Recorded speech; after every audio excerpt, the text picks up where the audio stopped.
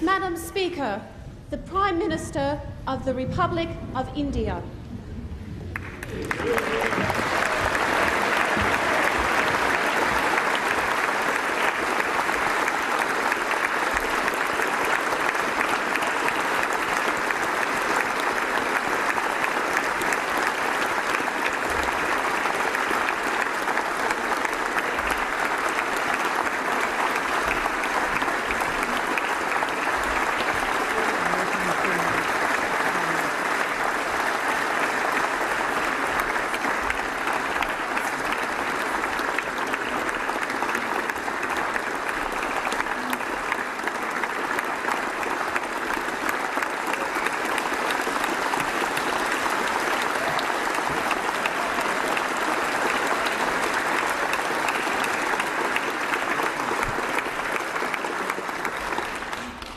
Prime Minister, I welcome you to the House of Representatives chamber, and your address today is a significant occasion in the history of this House.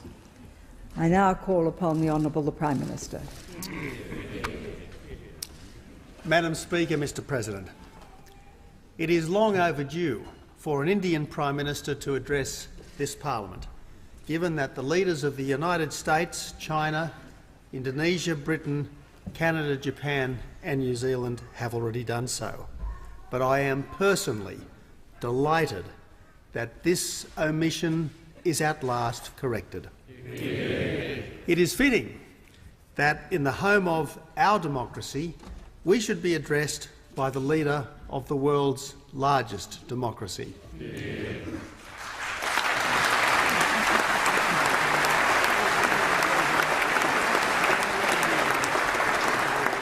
Madam Speaker, there is so much that we can learn from a Prime Minister who must try to reach some 830 million voters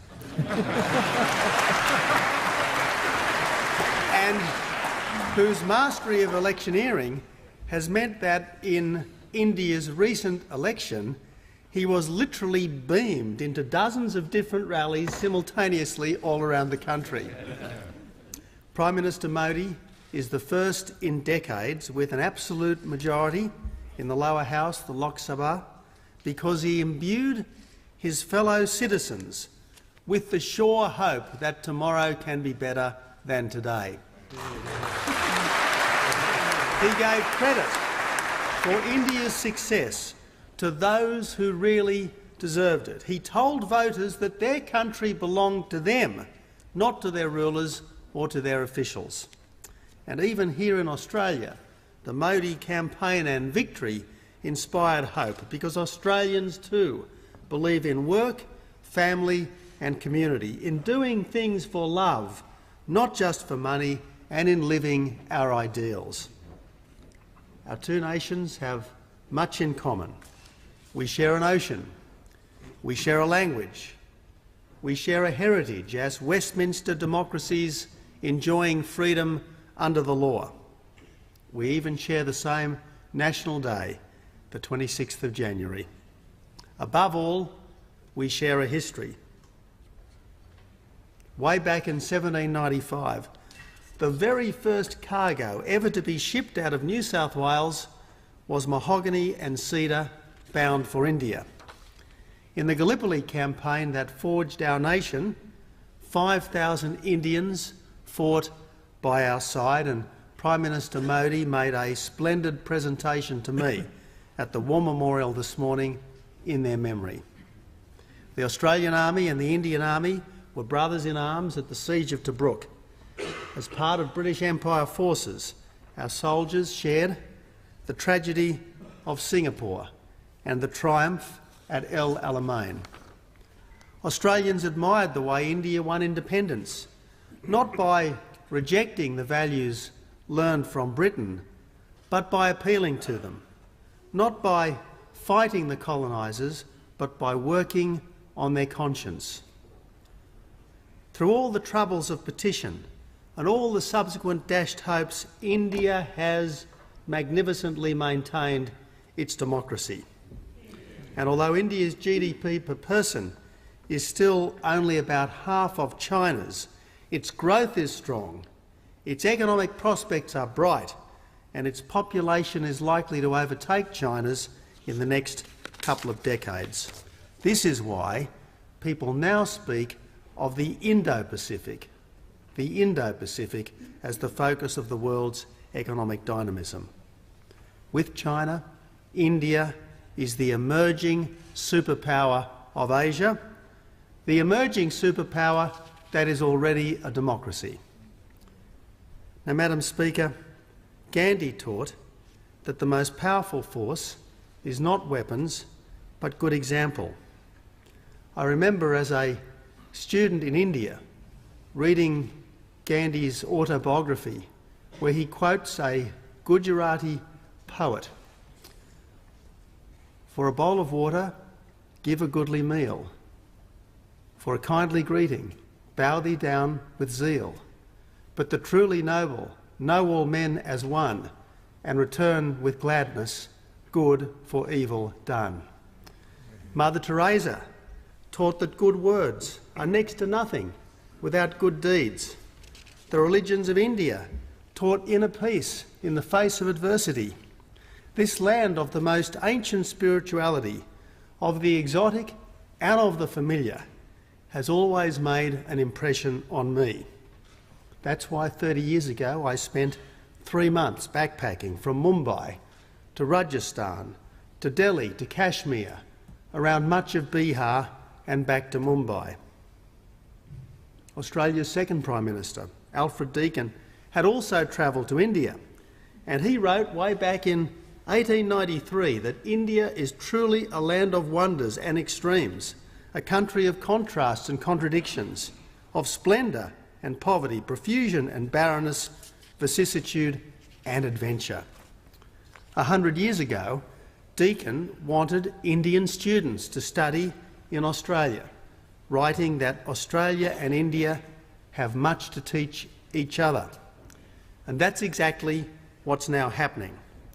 For over a decade, up to 40,000 Indian students have been in Australia at any one time. And from next year, under the new Colombo Plan, Australia will be returning the compliment by sending thousands of our own best and brightest to study at the universities of India. Madam Speaker, this is a sign that we are finally grasping the opportunities that India presents. It was Prime Minister Howard who once said that Australia and India had so much in common, but little to do with each other. That must change. Australia welcomes India's strength in the Indian Ocean. Australia admires Prime Minister Modi's invitation to come make in India, which echoes our own determination that Australia will be open for business.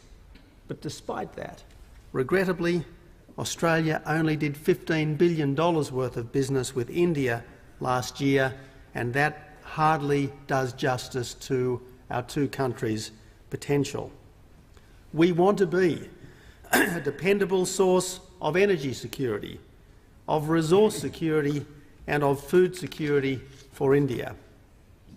If all goes to plan, next year an Indian company will begin Australia's largest ever coal development, which will light the lives of 100 million Indians for the next half-century. If all goes to plan, and no one, if I may say so, has ever made the Indian bureaucracy perform, as Prime Minister Modi did in Gujarat,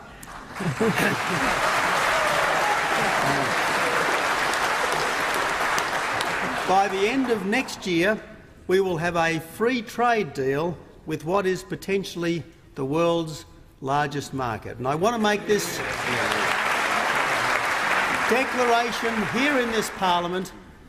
There are two can-do Prime Ministers in this chamber today, and we will make it happen. And if all goes to plan, Australia will export uranium to India, under suitable safeguards, of course, because cleaner energy is one of the most important contributions that Australia can make to the wider world. Now, Madam Speaker, geologists believe that somewhere between 130 and 300 million years ago, Australia and India actually shared the same landmass. We were, so to speak, joined at the geological hip. We cannot change continental drift, but we can ensure that we are closer friends and partners in the future than we have been in the recent past. I have never seen any leader as rapturously received in this country as Prime Minister Modi has been.